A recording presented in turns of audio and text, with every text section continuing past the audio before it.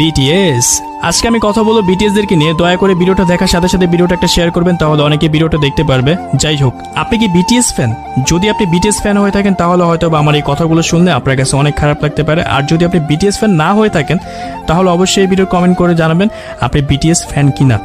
যাই হোক, বিটিএস হচ্ছে মূলত সাউথ কোরিয়ার একটা শিল্পী গোষ্ঠীর নাম। তারা মূলত কয়েকজন শিল্পী মিলে একটা ব্যান্ড তৈরি করছে, যে ব্যান্ডের নাম তারা দিয়েছে বিটিএস। আর বিটিএস এর জনপ্রিয়তা এত পরিমাণ ছড়াইছে যা বলার বাহিরে।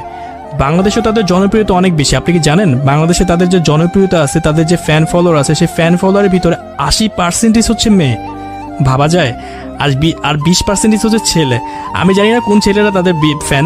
যাই হোক, তো যে সকল মেয়ে ফ্যান আছে তাদেরকে দেখার জন্য সেই সকল মেয়েরা অনেক বেশি পাগল। যাই হোক, তাদের জন্য সুখবর, বিটিএস আসতেছে বাংলাদেশে। তাদেরকে 43 কোটি টাকা দিয়ে দেশে কিনে নিয়ে আসা হইতেছে। বর্তমান সময়ে দেশের অবস্থা অনেক বেশি খারাপ, সকল পণ্যের দাম বেড়ে গেছে, মানুষ 3 বেলা ঠিক মতো খাইতে পারতেছে না।